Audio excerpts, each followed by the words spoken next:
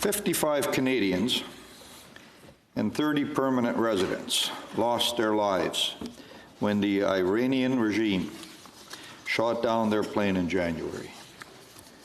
On this National Day of Remembrance for victims of terrorism, we think of them and their families who live with the unimaginable grief, while Iran has yet to be held responsible. In March, the regime said it would hand over the black boxes within 14 days.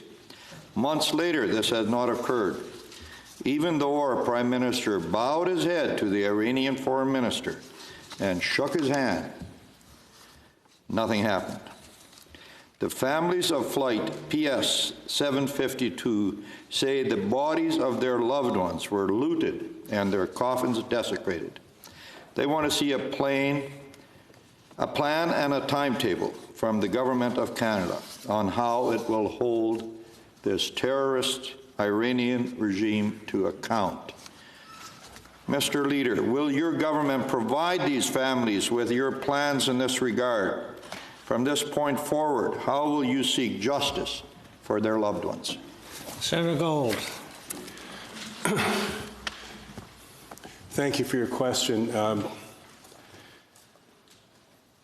The government continues to seek justice, long overdue, for the loved ones who lost their cherished loved ones in this tragedy.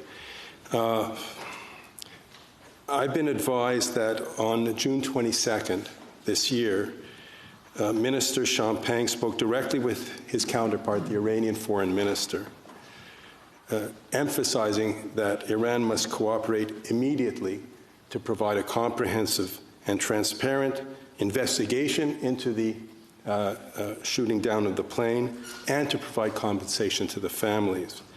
I'm advised that in that conversation, the Foreign Minister Zarif committed again for Iran to send the flight recorders to France without any further delay.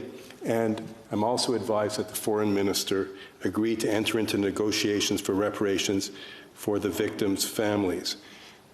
The government considers this a highest priority in its relationships with Iran. It'll continue to work with its allies to continue to put pressure on Iran to deliver the justice and the transparency for this event. Senator Platt. It's amazing how the government finds so many things so important and nothing gets done. Global Affairs Department recently confirmed the Iranian regime has raised re-establishing consular relations between our countries. The previous conservative government suspended relations with Iran in 2012 in response to Iran's support of terrorism, widespread human rights abuses, anti-Semitic rhetoric, and incitement to genocide. We learned yesterday that the Trudeau government has done absolutely nothing to help serve papers to Iranian officials in a class action lawsuit brought in relation to January's plane crash as required by the Justice for Victims of the Terrorist Act. And I'm assuming the Foreign Minister didn't deliver that either. Leader, are these two events connected?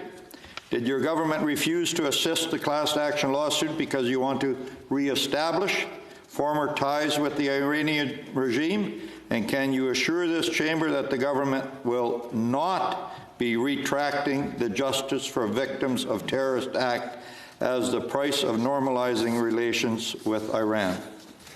Senator Gold. Thank you for your question. I'm not aware of any plans or intentions of the government to retreat from the legislation to which you refer. It is and has been the position of this government in relations with Iran and others to seek all different avenues of persuasion and influence. And that includes working to see whether, despite our fundamental differences, differences in values, differences in our behavior in the world, that there may be peaceful solutions to these otherwise intractable problems. The government remains committed to seeking justice for the victims of the shooting, of the downing of the plane, and will continue to do so. Senator Martin.